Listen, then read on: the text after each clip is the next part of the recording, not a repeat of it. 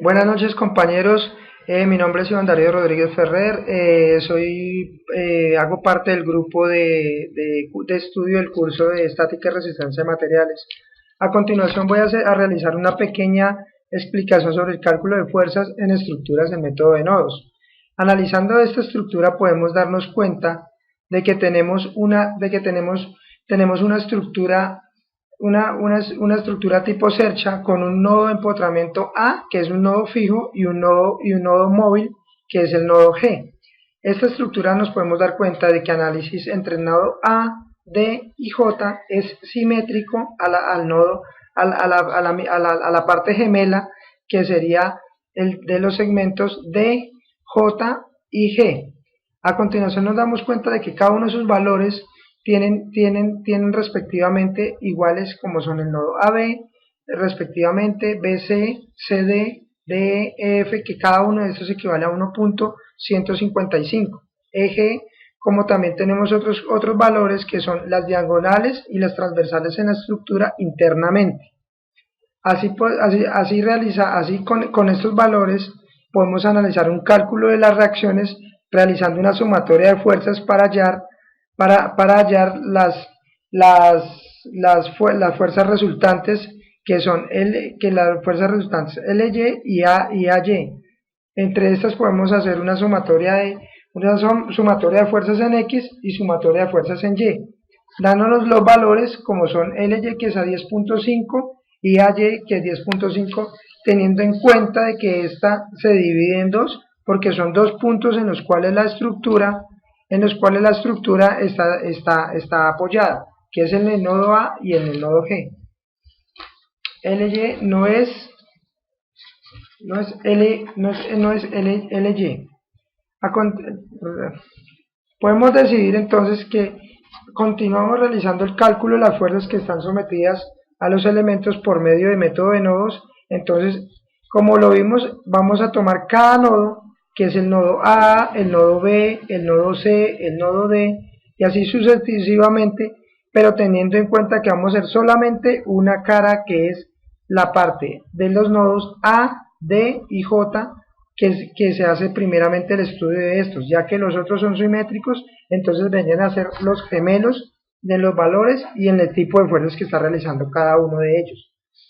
Entonces, continuando con nuestro análisis de nodo, podemos determinar que el nodo A tiene dos segmentos, como son el segmento AL y el segmento AB, con una inclinación de 30 grados, como lo tenemos con un diagrama de fuerzas en X y una sumatoria de fuerzas en Y, para hallar un resultado que nos da negativo, como podemos darnos cuenta realizando el respectivo despeje, que es negativo, nos da incompresión. A continuación, y el segmento AL nos da un resultado que es positivo, entonces como es positivo es tensión, ya que va saliendo del nodo, y el compresión es negativo porque va entrando la fuerza hacia el nodo. En el nodo L podemos darnos cuenta de que el segmento AL y el segmento LK son simétricos, lo cual podemos realizar una igualación, y el segmento nos da un valor de aproximadamente 15.16 kN, por lo cual es positivo y ambos se encuentran en tensión. Y el segmento, esto es en X, y ahora en Y podemos hacer el análisis del segmento LB, pero entonces como esta está en ceros, la fuerza que se está resultando respecto al eje Y.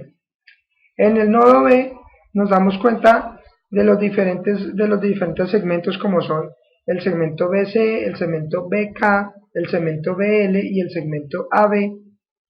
Todas estas están comprimidas a través de una fuerza de 3.5 kN, que a la vez, realizando el respectivo despeje, nos da un valor negativo, el cual nos da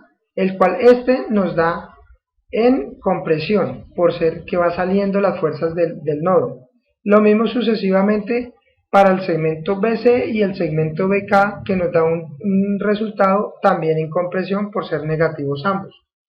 En el nodo K podemos determinar cómo está nuestro nodo, que este se encuentra con los mismos dos segmentos que son simétricos, el segmento LK y el segmento KJ, además de la fuerza resultante que está en el segmento KC y el segmento BK, teniendo en cuenta que tiene la misma inclinación de 30 grados por ser contraria a la figura.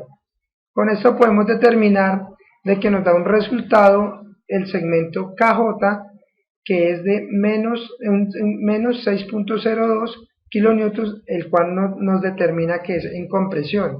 Y en el análisis de fuerza, esto es el análisis de fuerza en X, y en el análisis de fuerza en Y podemos determinar que nos da un valor también negativo, que es de 12.25 kilonewtons, también en compresión, ya que se encuentra hacia el respectivo nodo. Continuando con nuestro análisis, pasamos al nodo C, que es el cual está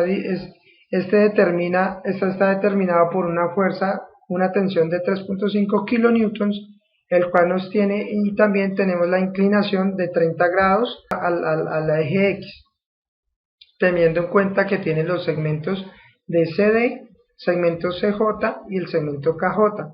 En X, realizando el respectivo análisis de fuerza en X, nos da un resultado negativo, el cual podemos determinar de que al hacer el despeje, no nos da un resultado negativo, sino nos da un resultado positivo, el cual es en tensión, teniendo en cuenta el respectivo despeje.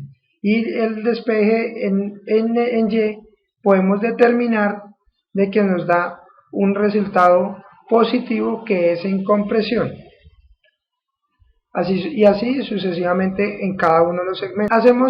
Hacemos un pequeño resumen, una tabla pequeña resumen en el cual agrupamos todos los valores de cada una de las fuerzas dependiendo de los nodos, y analizando los nodos que son gemelos por respecto a su simetría en la figura.